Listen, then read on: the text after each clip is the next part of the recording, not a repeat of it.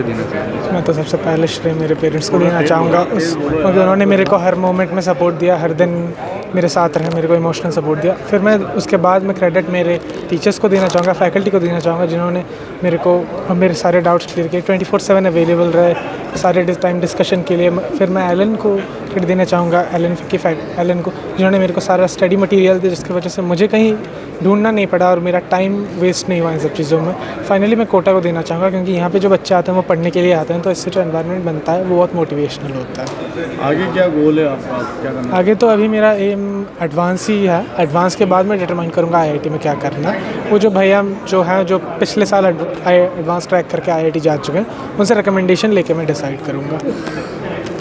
पढ़ाई के साथ साथ क्या हॉबी है? पढ़ाई के साथ जनरली मैं यहाँ कोटा आने से पहले बैडमिंटन खेलता था, बट कोटा आने के बाद से मैं वो छोड़ दिया क्योंकि यहाँ वो मतलब जगह नहीं है वो खेलने की। इस फील्ड में जाके आगे क्या करना चाह रहे हैं, मतलब आईआईटी के बाद?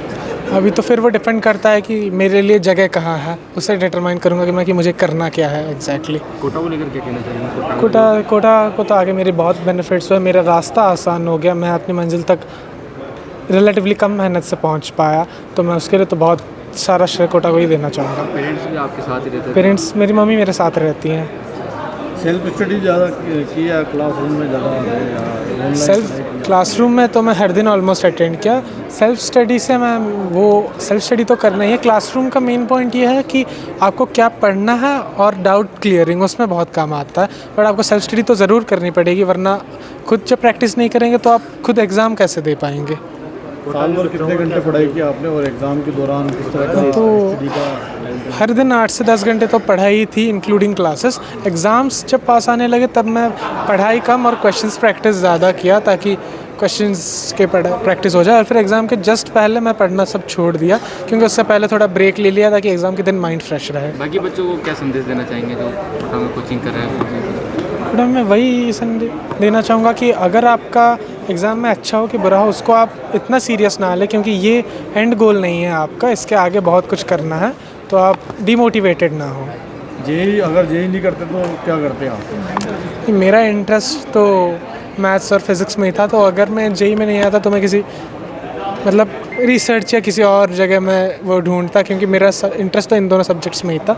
जेई किया इसलिए मैं केमिस्ट्री भी पढ़ा और उसमें भी अब इंटरेस्ट आने लग गया। तो इसमें जो आपकी सफलता है इसमें पेरेंट्स का क्या होगा? पेरेंट्स साथ रहते हैं तो पहली बात तो इमोशनल सपोर्ट तो मिलता ही है, पेरेंट्स के साथ बात करने में मेंटल स्ट्रेस नहीं हो पाता। दूसरी बात, जब पेरेंट्स साथ रहते हैं तो घर का सब सारा कुछ काम में टाइम वेस्ट नहीं हो पाता, तो वो जितना टाइम मिलता है उतना हम टाइम दे सकते हैं पढ़ाई को। फेवरेट आईआईटी कौन सी रहेगी? हुआ है पहली रैंक आई है क्या? भाई ये तो आप लोग भी समझ गए होंगे कि कोटा रिज़ल्ट के लिए पहचाना जाता है, और मैं तो हर बार बोलता हूँ रिज़ल्ट आता है कि जब भी रिज़ल्ट आता है कोटा ही छाता है, क्योंकि वास्तव में कोटा केयरिंग के लिए फेमस है। और कोटा की आज पहचान ही मोदी जी बोल चुके हैं कि बच्चों को अगर डॉक्टर बनना है, इंजीनियर बनना है तो कोटा जाओ, क्योंकि वहाँ कोटा उनके सपनों का काशी है, मक्का मदीना है। और अब तो कोटा केयर्स करके प्रशासन ने चालू करी, अपनी पहल चालू करी, एक जिद के साथ कलेक्टर साहब लगे हुए। और स्वामी साहब को मैं सैल्यूट करता हूं कि इतना पूरे और शहर की जिम्मेदारी होने के बावजूद वो किस तरह बच्चों के लिए टाइम निकाल के हॉस्टल में जाके उनके एक एक बच्चों से बात कर रहे हैं, और बच्चों के दिल में वो पेरेंट के हिसाब से डैडी बन चुके हैं, फादर की तरह बन चुके हैं। वो सब बच्चे उनको अपने फादर्स के रूप में लेके चल रहे हैं। बोले ऐसा कलेक्टर आज तक नहीं, हमारा कोटा का सौभाग्य है, और हम सबको उनके साथ, उनकी सोच के साथ मिलकर, वो कहते हैं सबका प्रयास सबका विकास कब, जब सबका साथ होगा और सबका विश्वास होगा। पहले तो विश्वास होना चाहिए कि सबके द्वारा कुछ भी हो सकता है, और वही कोटा अब चल रहा है इस तरह से।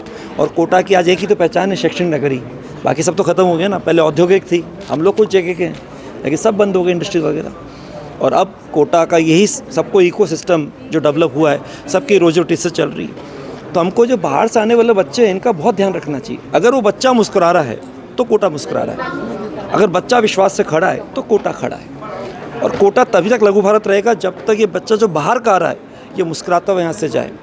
आपको मालूम है कि कोटा का लगभग 2% बच्चा भी नहीं पढ़ता कहीं पर भी, जो बच्चा आता है 98% बच्चा बाहर का आता है। और ये खुशबू लेके बच्चे अलग अलग कोने से आए हैं, कहाँ से आए, कोई कश्मीर से आ रहा है, कि कोटा हर की पहली कह दीजिए पसंद हो गई है।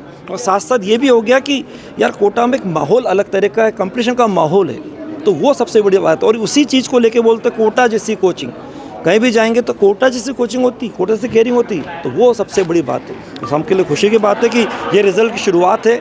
अभी तो जेईई मेंस है, जो इनका पहला पड़ाव है, हम सबको गिफ्ट के रूप में, ये तो लिफ्ट होंगे जब इनको एडवांस के हिसाब से रिज़ल्ट आएगा। और उसके लिए तो इनका अलग ही तरह का एक जुनून है, जोश है, अलग ही जिद है।